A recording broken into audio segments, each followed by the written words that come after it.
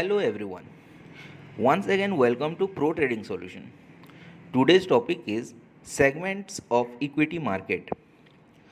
Segments of equity market is divided into two main categories.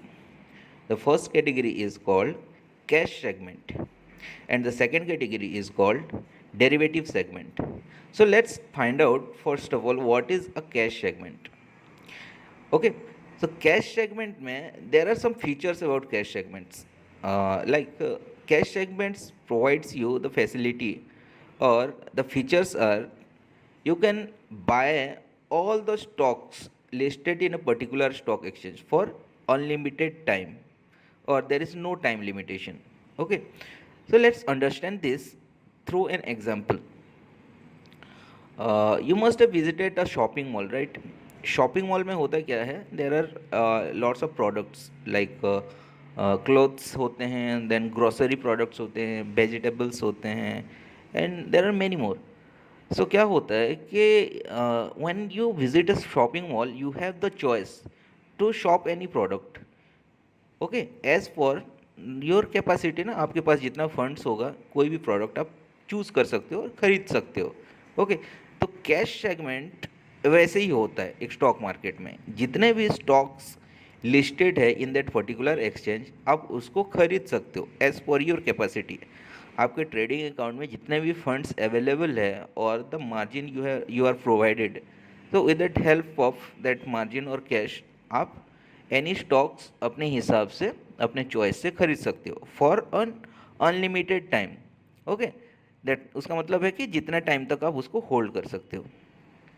So let's discuss this in precisely. जैसे कि यहाँ पे कुछ points दिया गया है कैश सेगमेंट के बारे में. फर्स्ट पॉइंट है कि all the stocks listed in that particular exchange उसको आप खरीद सकते हो. Then the second point is there is choice of quantity. मतलब होता है कि you have given the option to choose quantity. मतलब होता है कि whatever the number you want, मतलब हाउ मैनी हाउ मच और whatever quantity you want to purchase you can purchase from the purchase in the cash segment. जैसे for an example I want to purchase 10 shares of Reliance Industries, तो I can purchase as per my capacity. अगर मेरे trading account में उतना funds available है तो मैं 10 shares खरीद सकता हूँ. If you want to purchase 9 shares, 9 shares भी खरीद सकता हूँ. एक शेयर्स खरीदना चाहूँ, एक शेयर्स भी खरीद सकता हूँ. दैट मीन्स कि आपको अलाउड है कि आप अपना पसंद से और you can choice the quantity of the shares in the cash segments. ठीक है. सेकेंडली क्या होता है कि there is no limitation of time. मतलब जो शेयर्स मैंने ख़रीदा है whatever it is, 1 shares हो गया, 9 शेयर्स हो गया, 10 शेयर्स हो गया, उसको मैं जितना दिन चाहे रख सकता हूँ. As a matter of fact उसको चाहूँ तो मैं सेम डे भी सेल कर सकता हूँ और विद इन 1 आवर भी सेल कर सकता हूँ और 1 मिनट में भी सेल कर सकता हूँ. और चाहूँ तो उसको 1 साल तक भी होल्ड कर सकता हूँ और 10 ईयर्स, 50 ईयर्स और मैं भी 100 ईयर्स तक भी उसको होल्ड कर सकता हूँ. तो there is no limitation of time. Okay, the next important point about cash segment is the settlement. When you purchase or buy some shares in cash segment, so the settlement time required is t plus 2 days. In earlier class हम लोग discuss किए थे what is the settlement period. जैसे कि हम लोग कोई stocks bye कर सकते हैं तो actual position in our demat account वो स्टॉक्स कब आता है, तो दैट इज कॉल्ड सेटलमेंट. तो जनरली कैश सेगमेंट्स में t plus 2 डेज सेटलमेंट होता है. 2 दिन लग जाते हैं वो स्टॉक्स को हमारे डीमेट अकाउंट में आने तक. Okay, and on the contrary कोई भी स्टॉक्स अगर सेल करते हैं हम लोगों के होल्डिंग से तो हम लोग 2 दिन के बाद ही उसको पे आउट कर सकते हैं, वो फंड्स आता है हम लोगों का एक्चुअल. ठीक है. So this is all about cash segment.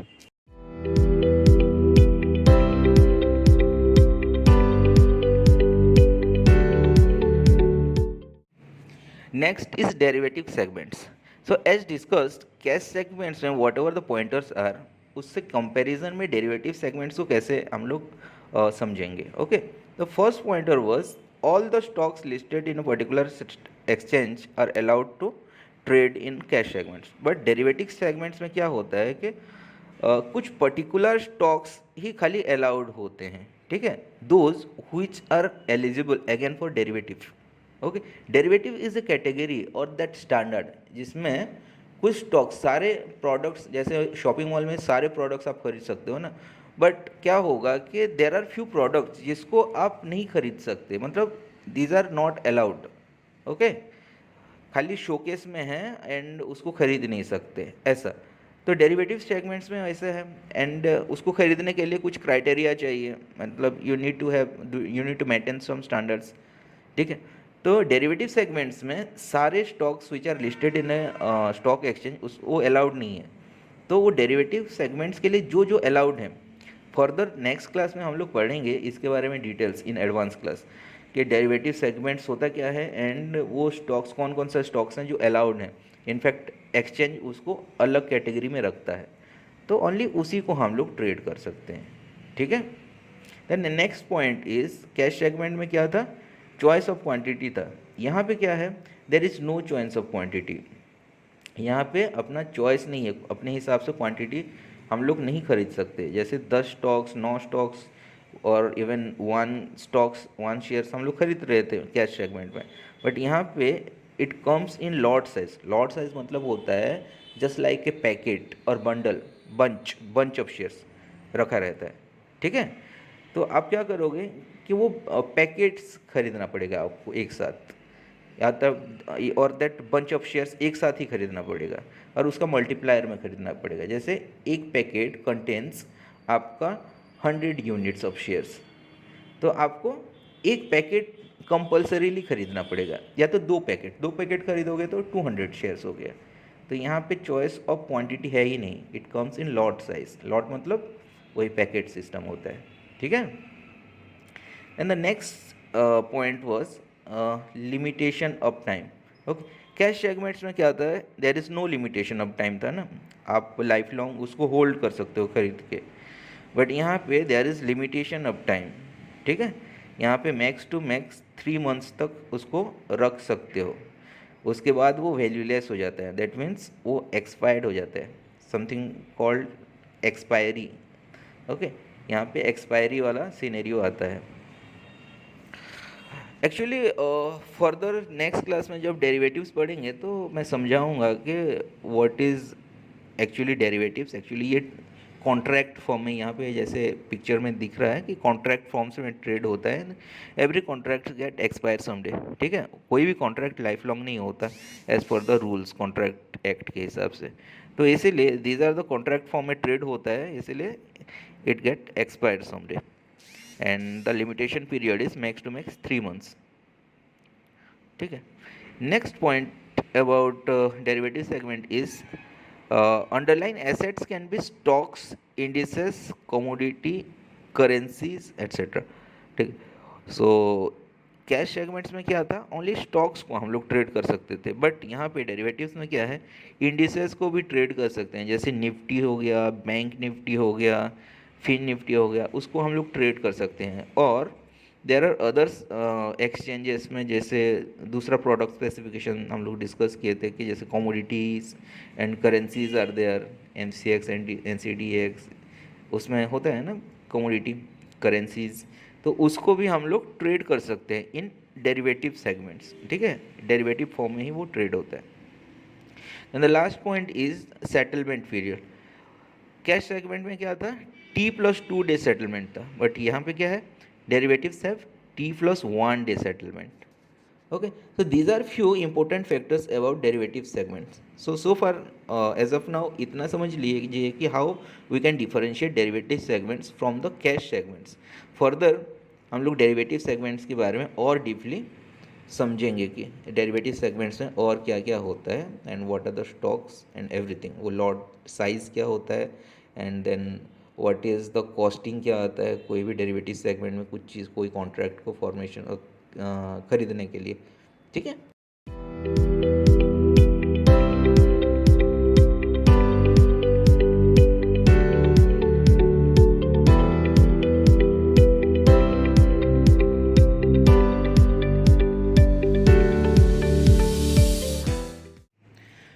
next thing is modes of trade. So in general, there are two modes of trade in stock market. First one is intraday and second one is delivery. So intraday मतलब होता है कि it's a very short term, मतलब कोई भी trade activity, ठीक है, वो स्क्वायर्ड ऑफ होता है विद इन ए डे, मतलब the buy and sell activity takes within a day, तो उसको हम लोग इंट्राडे बोलते हैं. Suppose you bought some shares, कोई भी कंपनी का एक शेयर्स खरीदा आपने आज, and within the same day before closing of the market आपने क्या किया, उसको सेल कर दिया. Okay, so the buying and sell को उसको सेम डे और क्लियरिंग एनी पोजीशंस को स्क्वायर ऑफ कहते हैं. ये एक टेक्निकल टर्म है, यूज़ होता है. तो सेम डे अगर आपने स्क्वायर ऑफ कर लिया तो उसको इंट्रा डे काउंट होगा वो, ठीक है. एंड जस्ट रिमेंबर, आप just recall that first class, उसने मैंने एक चीज़ बताया था कि ट्रेडिंग अकाउंट किस लिए यूज़ होता है. ट्रेडिंग अकाउंट एक्चुअली होता है कि it is used to trade करने में यूज़ होता है without transferring of shares into demat account. Demat account में बिना ट्रांसफ़र करके जो ट्रेड टेक प्लेस होते हैं उसको ट्रेडिंग अकाउंट बोला जाता है. And the modes of trade is intraday. Intraday में क्या हो रहा है, एग्जैक्टली सेम डे आप स्क्वायर ऑफ कर रहे हो, मतलब एक तो T+2 डेज़ या T+1 डेज़ कोई भी सिक्योरिटी अंडरलाइन एसेट्स को लगता है आपके अकाउंट्स में आने में, और सेम डे आप ट्रेड डे में ही उसको स्क्वायर ऑफ अपना पोजीशंस को क्लियर कर रहे हो. तो इसका मतलब वो अंडरलाइन एसेट्स और सिक्योरिटी को आपके अकाउंट्स में शिफ्ट होने की ज़रूरत नहीं है, ठीक है. तो वो ट्रेडिंग अकाउंट में होता है. एंड द फैशन और मोड ऑफ ट्रेड को हम लोग इंट्राडे कहते हैं. Clear. Next is delivery. So on the contrary क्या हो रहा है कि जैसे कि इन द सेम डे कोई ट्रांजेक्शन होता है तो इंट्राडे कहते हैं, तो अगर लॉन्गर टाइम लग रहा है, मोर देन 1 डे लग रहा है, तो उसको हम लोग डिलीवरी कह रहे हैं. तो अभी यहाँ पे लिमिटेशन नहीं है अपर साइड में कि जैसे कि आज आपने ख़रीदा और कल बेच दिया तो उसको डिलीवरी बोला जाएगा. इनफैक्ट आज जब अगर ख़रीदा और 1 साल के बाद भी बेचोगे तो उसको डिलीवरी कहा जाएगा. और whatever the period that में भी, 5 साल हो गया, 10 साल हो, उसको डिलीवरी माना जाएगा. दैट मीन्स अगर मोर देन 1 डे लग रहा है एक ट्रांजेक्शन को स्क्वायर ऑफ पोजीशन बनाने के लिए, कोई भी पोजीशन आपका है एंड उसको सेल कर रहा है आप, और वो ट्रांजेक्शन को मोर देन 1 डे लग रहा है, तो आपको उसको हम लोग डिलीवरी मोड कहते हैं, ठीक है. ओके, फर्दर क्या हो रहा है कि दीज आर फ्यू फैशंस की intraday and delivery according to which actually perspectives are defined. जैसे कि इंट्राडे मतलब क्या बोलेंगे हम लोग, शॉर्ट टर्म पर्सपेक्टिव बोलेंगे ना, मतलब आपका पर्सपेक्टिव कुछ था नहीं, सेम डे आपने खरीदा एंड बेच दिया. सिमिलरली अगर डिलीवरी में आप कर रहे हो तो that will be treated as long term. जैसे कि आपने आज खरीदा और 1 महीने के बाद बेचा या तो 1 साल के बाद बेचा, उसका मतलब होता है लॉन्ग टर्म, आपका पर्सपेक्टिव लॉन्ग टर्म है. तो as per this perspective the fashion of trades are again classified में इन मेनी सब कैटेगरीज, ठीक है.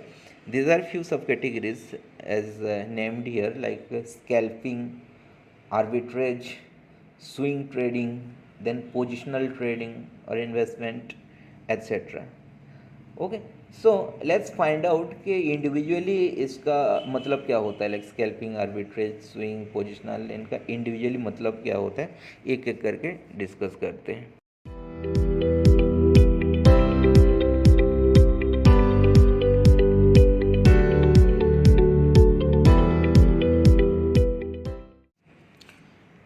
First of all, let's find out what is scalping. ठीक है. There are few traders who have a short term perspective. Actually, these are the traders जो short term में trade करते हैं. Okay, वो scalping करते हैं. For an instance, intraday. जो intraday में कर रहे हैं वो actually scalping कर रहे हैं. मार्केट के शॉर्ट मूव्स को वो लोग क्या कर रहे हैं, प्रॉफिटिंग कर रहे हैं, मतलब प्रॉफिट बुक कर रहे हैं. मतलब उनका एक्सपेक्टेशन कुछ हायर नहीं है, जैसे स्मॉल मूव हो गया तो स्मॉल प्रॉफिट लेके वो लोग एग्जिट कर रहे हैं. एंड ऑन द कंट्रारी वो लोग स्मॉल रिस्क के लिए भी रेडी हो रहे हैं. जैसे कि छोटा सा मूव डाउन साइड और अपोजिट साइड भी चला गया तो लॉस मेकिंग करके वो लोग एग्जिट कर रहे हैं फ्रीक्वेंटली मार्केट से. तो this type of activities is called scalping. Okay, तो जनरली क्या होता है कि F&O ट्रेडर्स और डेरिवेटिव सेगमेंट्स में जो ट्रेड करता है तो उसमें क्या है, हाई रिस्क हाई लिवरेज ऐसा रहता है कॉन्सेप्ट. इसीलिए in order to minimize the risk उनका प्रॉफिट का एक्सपेक्टेशन कम रहता है एंड वो लोग स्कैल्पिंग में ज़्यादा ध्यान देते हैं और they generally practice more scalping in intraday trading, ठीक है। और स्कैल्पिंग करके छोटा छोटा प्रॉफिट बुक करके वो लोग निकल जाते हैं मार्केट से। So you got the point. What is scalping actually? It is a trading style that specializes in profiting of small price change and making a fast profit of reselling. बहुत ही fast profit मिलता है उसमें, like fraction of time में, ठीक है। जैसे 5 minute, 15 minute और 1 minute even वो लोग क्या करेंगे कि ईच मूव में वो लोग प्रॉफिट बुक करके निकल जाएंगे और उसको हम लोग स्कैल्पिंग कहते हैं, ठीक है। देन नेक्स्ट थिंग अबाउट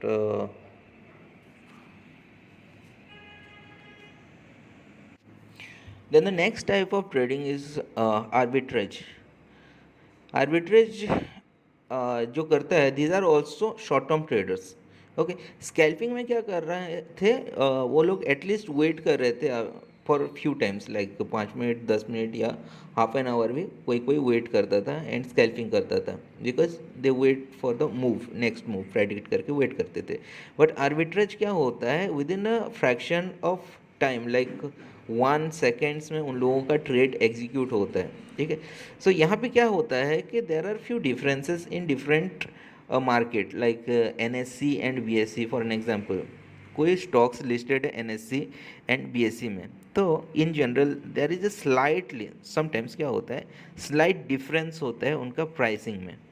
तो दे टुक द एडवांटेज, ये बड़े बड़े ट्रेडर्स होते हैं लाइक FII, DIAs, क्योंकि उनको स्मॉल प्रॉफिट भी, उनका क्वांटिटी बहुत ज़्यादा होता है तो मैटर करता है, ठीक है। सपोज 1 मिलियन शेयर्स कोई ट्रेड करना चाहता है तो देखता है कि कोई प्राइस में डिफ्रेंशिएट है इन दोनों एक्सचेंज में, तो एट द सेम टाइम एक जगह पे बाय ऑर्डर प्लेस करता है एंड दूसरा एक्सचेंज में वो सेल ऑर्डर प्लेस करता है।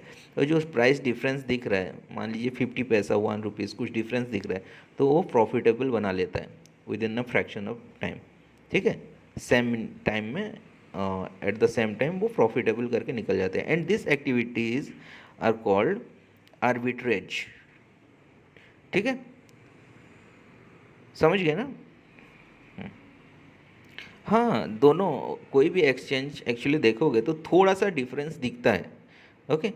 इन जनरल आप इवन देखो कि NSE में द रिलायंस इंडस्ट्रीज कोट्स कर रहा होगा 2115 रुपीज़ एंड BSE में कोट्स कर रहा होगा वो 1200 something. There is a little bit price difference, जैसे 1-2 रुपये या समटाइम्स तो 5 रुपये भी ऐसे डिफरेंस दिखाता रहता है। तो वो अपॉर्चुनिटी को वो लोग क्या करते हैं, प्रॉफिटेबल करवाते हैं, ठीक है। So it is the simultaneous purchase and sale of same assets in different markets in order to profit from teeny difference in the assets listed prices, okay. Secondly, it exploits short term lived variations in the price of identical or similar financial instruments in different market or different forms, ठीक है।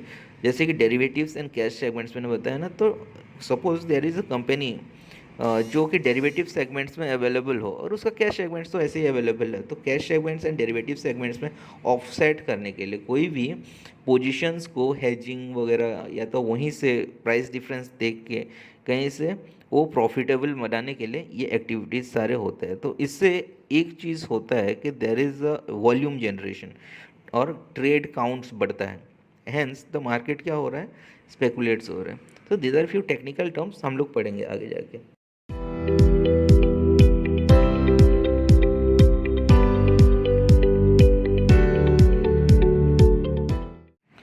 Then there is something called speculations. So speculation actually it involves trading a financial instruments involving high risk in expectation of significant returns. That means कोई भी stocks, particular stocks हो गया या कोई भी instrument जैसे कि कोई भी कॉन्ट्रैक्ट, फ्यूचर्स एंड ऑप्शंस हो गया, तो उसमें क्या हो रहा है कि देयर आर रिस्क एसोसिएटेड। क्यों? बिकॉज ऑफ द वोलेटिलिटी, मतलब the movement, the stocks is very sensitive, highly frequent है, वो मूव कर रहा है whether it is a up side और डाउन साइड। तो उसमें क्या हो रहा है कि स्पेकुलेशंस हो रहे हैं, ओके। एंड स्पेकुलेटर्स क्या करते हैं, उसमें दैट रिस्क बियर करते हैं, ठीक है, क्योंकि वो हाई प्रॉफिट एक्सपेक्ट करते हैं दैट मूवमेंट को जज करके, उस मूवमेंट को वो लोग प्रॉफिटेबल बनाना चाहते हैं। That's why they trade high numbers और maximum numbers, huge numbers of quantity in a particular assets, underline assets. So ये क्या हो रहा है कि स्पेकुलेट्स हो रहा है, सो अनहेल्दीली वॉल्यूम जनरेट हो रहा है एंड मार्केट उस साइड में मूव कर रहा है because of the quantity. Speculators speculate कर रहे हैं विदाउट एनी रीज़न, ठीक है, तो उसको बोलते हैं हम लोग स्पेकुलेशंस और स्पेकुलेटर्स, ठीक है। So these are actually risk takers, ये लोग रिस्क लेना चाहते हैं because they have the both expectation. जो हाईली मूव कर रहा है और हाईली वोलेटाइल स्टॉक्स है वो अपसाइड में भी मूव कर रहा है एंड डाउन साइड में भी मूव कर रहा है, so they are ready to take that risk कि डाउन साइड में भी गया तो वो लोग उतना रिस्क लेने के लिए तैयार हैं, ठीक है। So these are all about speculators. Next thing we should discuss is hedging. Actually it is a practice, ठीक है, in order to minimize your risk. So hedging क्या होता है, hedging attempts to eliminate the volatility associated with the price of an underlying assets, ठीक है। सो क्या हो रहा है कि इन प्रीवियसली जैसे कि आर्बिट्रेज में भी बताया इन पॉइंट्स कि ऑफसेटिंग योर पोजीशंस, ये एक्चुअली बड़े बड़े ट्रेडर्स और इन्वेस्टर्स होते हैं। जैसे कि I am an investors, I have a portfolio worth more than 10 crores का पोर्टफोलियो है, कुछ स्टॉक्स होल्डिंग है and this stocks are not performing. तो हाउ टू मैनेज और how to minimize this risk, जो लॉसेस हो रहा है उसको मिनिमाइज कैसे करूँगा, तो उसके अगेंस्ट में मैं काउंटर साइड में और एक पोजीशन ले लूँगा, सपोज इन डेरिवेटिव सेगमेंट्स, ठीक है। तो उससे क्या होगा कि उसको वो स्टॉक्स अगर अपोजिट साइड और एज पर एक्सपेक्टेशन वो अपोजिट साइड में गया तो उस साइड फेवरेबल में मैंने एक पोजीशन लेके रखा है and that is called hedging. So hedging क्या हो रहा है, hedging is generally to eliminate करने का इंटेंशन है द रिस्क और वोलेटिलिटी ऑफ साइड और डाउन साइड, जो ऑफसेटिंग पोजीशन दूसरा चीज़ ले रहे हैं। यू मस्ट हैव, कोई अगर आपने ट्रेड करते होंगे तो पता होगा कि देयर इज़ पुट ऑप्शंस, जो स्टॉक्स या इंडिसेस अपोजिट साइड और डाउन साइड नेगेटिव साइड्स जाए तो आपका प्रॉफिटेबल होता है, ठीक है। तो पर्टिकुलर कोई स्टॉक्स मेरे पोर्टफोलियो में है जो बढ़ेगा तो प्रॉफिट होगा मेरा, मैं वही एक्सपेक्ट कर रहा हूँ, और डाउन साइड भी जा रहा है तो वो रिस्क को मिनिमाइज करने के लिए मैं क्या कर रहा हूँ, पुट में भी ट्रेड कर रहा हूँ and that activity is called hedging, ठीक है। सो द हेजर्स आर और those who do hedging are actually risk averse, वो लोग क्या कर रहे हैं, रिस्क को मिनिमाइज कर रहे हैं, where speculators are risk lovers. So ये दो अलग नेचर, ऑपोजिट नेचर्स के हैं, but this are all about speculators and हेजर्स।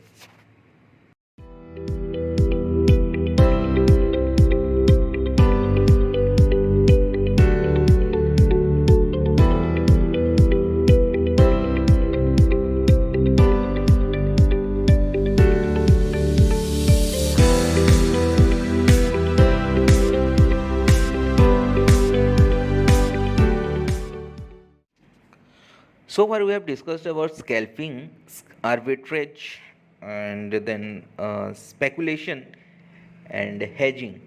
These all are comes under short term trading, ठीक है। ये शॉर्ट टर्म ट्रेडर्स इस तरह का ट्रेडिंग करते हैं, लाइक स्कैल्पिंग करते हैं, आर्बिट्रेज करते हैं, स्पेकुलेशंस, देन हेजिंग, ठीक है, ये शॉर्ट टर्म ट्रेडर्स करते हैं। Now let's talk about long term traders. So long term traders एक तरह का ट्रेड करते हैं which is very much famous and this is called swing trading, आप लोगों ने सुना होगा, ठीक है। So let's find out what is swing trading. So these are actually traders क्या करते हैं, वो लोग वेट करते हैं, they always wait and watch कि मार्केट कब कंटिन्यूसली 3-4 सेशन वो नेगेटिव में आए, okay, and they wait for the bottom level. So always क्या करते हैं वो आपका अपना 100% जो भी फंड्स है और कैपेसिटी है वो इन्वेस्ट नहीं करते, वो हर नेगेटिविटी में, जैसे कि 2 सेशन नेगेटिव हो चुका है मार्केट, तो वहाँ पे क्या करेंगे वो लोग सम फंड्स यूज़ करेंगे, कुछ पोजीशन ले लेंगे, like I have 1 lakh fund, तो मैं क्या करूँगा, उस पोजीशन में 20% इन्वेस्ट कर दूंगा। फर्दर क्या होता है, मार्केट और थोड़ा नीचे जाता है तो और थोड़ा इन्वेस्ट कर दूंगा, ठीक है, और 30% इन्वेस्ट कर दूंगा, और थोड़ा नीचे जाएगा तो और थोड़ा, ठीक है। बट व्हाट इफ़ मार्केट वहाँ से उठ गया, मार्केट अगर वहाँ से उठ गया तो फिर वो लोग क्या करेंगे, प्रॉफिट बुकिंग स्टार्ट कर लेंगे। तो they wait for this bottoms to enter, ठीक है, उसको बॉटम फिशिंग भी कहते हैं। तो बॉटम फिशिंग में क्या कर रहे हैं कि बॉटम में एंट्री कर रहे हैं वो लोग, एंड जब मार्केट ऊपर जा रहा है हर सेशन में तो अपना प्रीवियसली जो इन्वेस्ट कर रहे थे उसका प्रॉफिट बुक कर रहे हैं। हर इंक्लाइन में वो लोग प्रॉफिट बुक करते हैं एंड हर डिक्लाइन में वो लोग एंटर करते हैं मार्केट में, and this type of activity is called swing traders. इनका पर्सपेक्टिव और vision generally 2 weeks to 3 weeks रहता है, okay. They wait for the market to what goes down, नीचे आता है उसका वेट करते हैं। Then next type of traders are called positional traders और इन्वेस्टर्स। इनका पर्सपेक्टिव बहुत लॉन्ग टर्म होता है, जैसे कि 1 ईयर, 5 ईयर्स, 10 ईयर्स, ऐसा। They have the patience. तो ये जनरली रिफर करते हैं the fundamental analysis of any stocks. तो फंडामेंटल एनालिसिस होता है क्या है, दीज आर द एक्टिविटीज़ और the facts and figures related to the company. Company क्या कर रहा है एक्चुअली, उसका फंक्शन कैसे चल रहा है, whether the company is doing good, and they predict the futures, like एक साल में क्या होगा। Generally they go through the various financial disclosure of the company, जैसे फाइनेंशियल स्टेटमेंट्स होता है ना, बैलेंस शीट्स वगैरह, प्रॉफिट एंड लॉस स्टेटमेंट्स, ये सब को रिफ़र करते हैं, देखते हैं कि उसका हिस्ट्री में कैसे ग्रोथ हुआ है एंड आगे वो क्या परफॉर्म करेगा। As a matter of fact कि वो स्टॉक्स का भी रिसर्च करते हैं वो लोग कि वो स्टॉक्स कितना रिटर्न दे चुका है एंड आगे 1 साल या 1.5 साल या 2 साल में क्या रिटर्न देगा। तो उस तरह का जो पर्सपेक्टिव रखता है उसको हम लोग लॉन्ग टर्म ट्रेडर्स कहते हैं। In fact they are the investors और पोजिशनल ट्रेडर्स, ठीक है। सो उसको कैसे बोलेंगे पोजिशनल ट्रेडर्स को, पोजिशनल ट्रेडर्स और positional trading is a common trading strategy which allows the trader to hold and carry his position in the stock market for a longer time period, ठीक है। where short term traders क्या करते हैं कि short term में करते हैं, actually वो लोग प्राइस बिहेवियर को देख रहे हैं, वो रिसर्च नहीं करते कंपनी क्या कर रहा है क्या नहीं, उनको कुछ मतलब नहीं है। फॉर एन एग्जांपल आर्बिट्रेजर्स, वो आर्बिट्रेज क्यों कर रहा है, वो कंपनी क्या कर रहे नहीं, वो प्राइस डिफरेंस जहाँ पे दिख रहा है कि दो ट्रेडिंग प्लेटफॉर्म, दो एक्सचेंज, अलग अलग एक्सचेंज में क्या है कि प्राइस डिफरेंस है तो उसका बेनिफिट ले रहा है। सिमिलरली स्कैल्पर्स क्या कर रहे हैं, स्कैल्पिंग, वो लोग छोटा छोटा मूव में छोटा छोटा प्रॉफिटेबल वो प्राइस बिहेवियर को देख के अपना प्रॉफिट बुक कर रहे हैं। बट यहाँ पे जो इन्वेस्टर और पोजिशनल ट्रेडर है उसको प्राइस बिहेवियर से कुछ मतलब नहीं है, उनको एक्चुअली जो कनेक्टेड है, the stocks are connected with the company, right. Company behaviour से स्टॉक्स एप्रिशिएट और डेप्रिशिएट होता है, तो उनको वही मतलब है कि कंपनी क्या कर रहा है एंड इन फ्यूचर वो कितना रिटर्न दे सकता है, वो रिसर्च करके वो लोग एंटर करते हैं मार्केट में। सो दीज आर एक्चुअली, उनका रिस्क रहता नहीं है generally, these are not the risk traders, they have the patience, they can wait for any time, मतलब जितना चाहे, जितना लॉन्गर ऑफ टाइम चाहे वो लोग वेट कर सकते हैं, ठीक है। So these are all about few fashions of trades, and these are the subcategories generally for long term and short terms.